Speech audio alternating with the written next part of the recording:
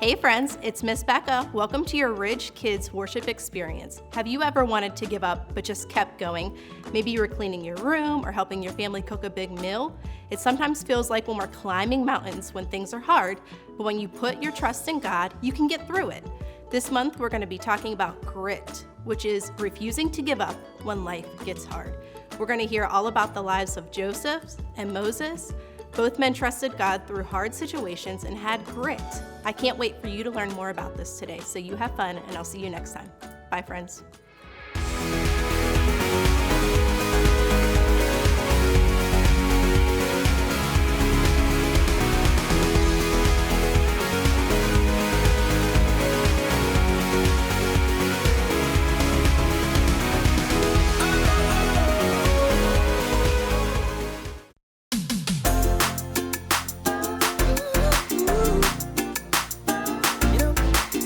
Gets hard.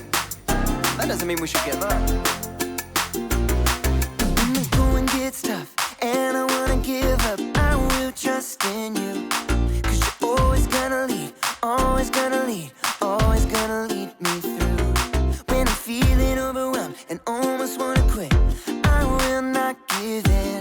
'Cause you're giving me strength, the strength to start again. Singing, everybody.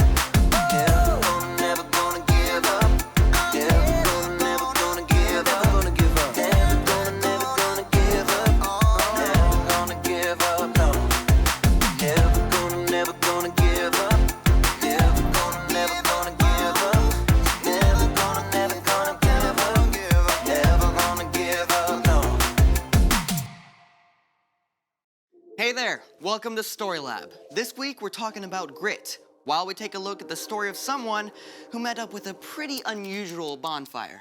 Oh, and don't miss this either.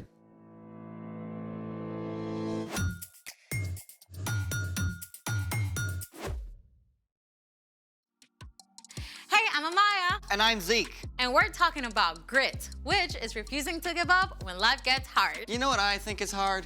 What? Not using your phone. I'm not using mine right now. You gonna get that? It could be important. Oh, it's from you.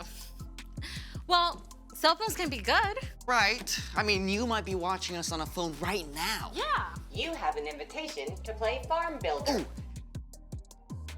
I don't have to look at my phone. You know what? Me neither. I can go longer than you without a phone.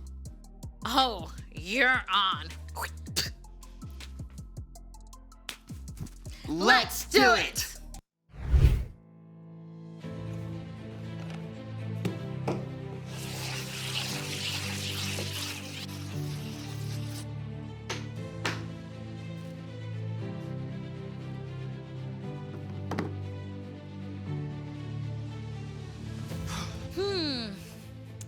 Wow.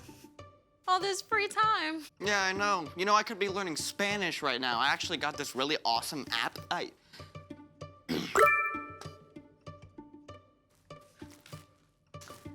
That might be your new game score. Right?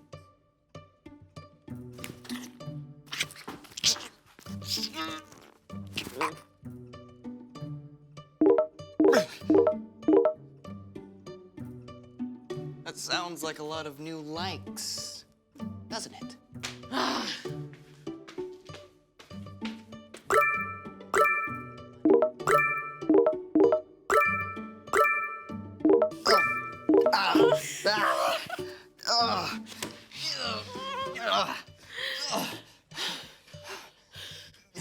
Okay, I'm thinking of something else. Thinking of something else. It's Time! for The story before the story. Today we're in the second book of the Old Testament, Exodus. God made a plan to bless the whole world through Abraham and Sarah's family. But their descendants, the Israelites, traveled to Egypt to escape starving. Over time, the Israelites were enslaved, but still, their families grew. After hundreds of years, the Hebrew people cried out to God for help. God heard them and chose an unlikely helper. A Hebrew man named Moses who had been raised in Pharaoh's palace but ran away to live as a shepherd in Midian. Moses is where our story starts. Take it away. Greetings, everyone. There's fire, darkness, frogs, and a whole lot more in this story, so hold on tight. By the time our story starts, Moses was actually 80 years old. His early years in Pharaoh's palace were just a distant memory. He was living life as an ordinary shepherd until one day. Now, usually, when something catches fire, it just burns up, but this bush, it didn't. It glowed like a flaming beacon. As Moses edged nearer, a voice called to him from the midst of the fire. Moses. Moses. Here I am. Don't come any closer. Take off your sandals. The place you are standing is holy ground. Moses' hands shook as he tugged off his sandals. I am the God of Abraham, Isaac, and Jacob. I have seen how my people are suffering in Egypt, so I have come down to save them. I will bring them to a good land. So now go. I am sending you to Pharaoh. I want you to bring the Israelites out of Egypt. So many thoughts must have rushed through Moses' head. He had been raised in the palace by Pharaoh's daughter, but that Pharaoh had died and a new Pharaoh was in charge. Also, Moses had no idea if his own people would even accept him. But what if the Israelites don't believe you sent me? Throw your walking stick on the ground. Okay, Moses did what he was told. Right then and there, God turned Moses' walking stick into a snake! And then back into a stick. Still, Moses was nervous. The bush continued to blaze. Lord, I'm a terrible speaker in front of people. Go. I will help you speak. Couldn't you send someone else? Your brother Aaron can speak well. He is already on his way to meet you. Tell him what to say. I will help both of you speak. Even though the thought of facing Pharaoh probably made him sick with fear, Moses did travel back to Egypt. Together, Aaron and Moses spoke to the Israelites. God has heard you. He will lead us out of Egypt. We just have to okay it with Pharaoh. Oh boy.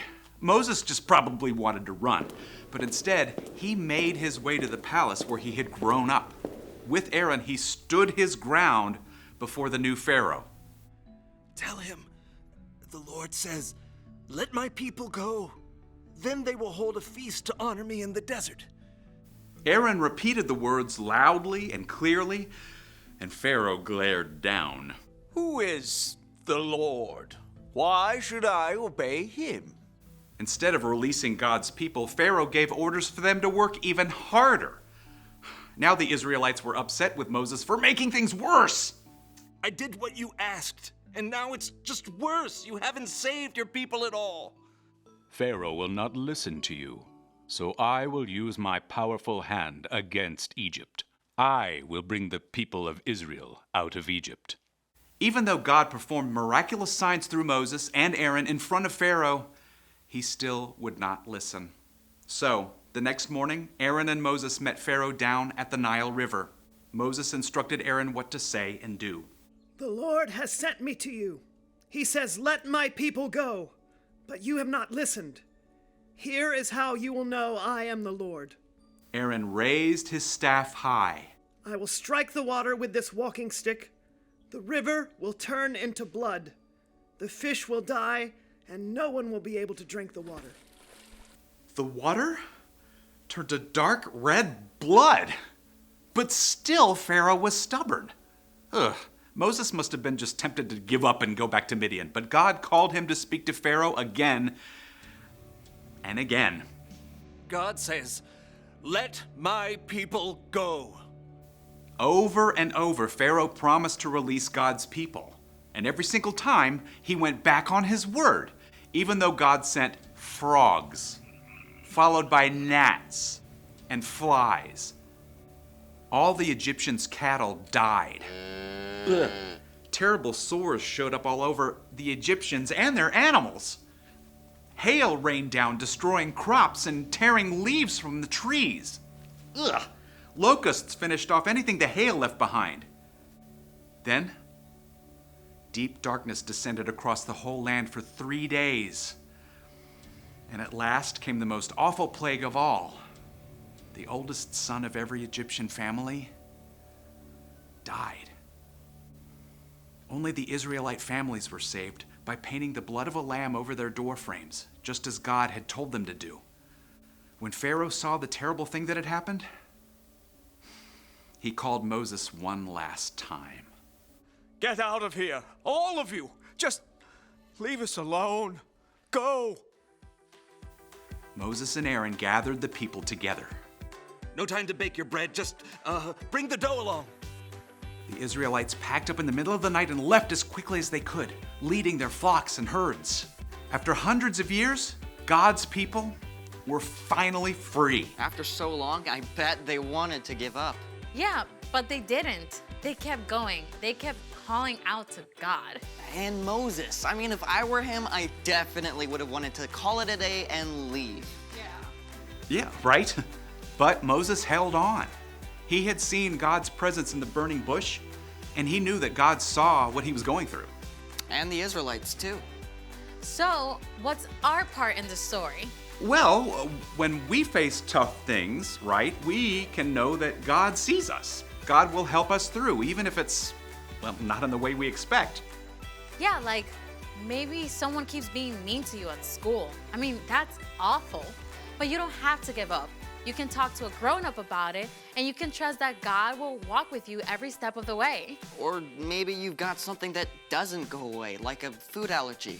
Oh yeah, that's a really hard one. But instead of giving up and grumbling, you can trust that God is with you and keep going. Yeah, God never intended us to keep going on our own. So God gave us Jesus to walk with us. And when we put our trust in Jesus, he gives us the power to keep going. Thanks, Brian. Yeah. See you next time. So here's the thing.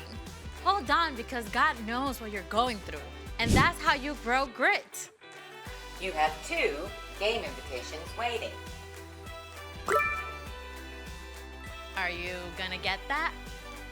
Nah. Well, thanks for joining us in the Story Lab. See you next time. You really think you can solve that? I'm not smart enough for this. Come on, I'll show you. Oh.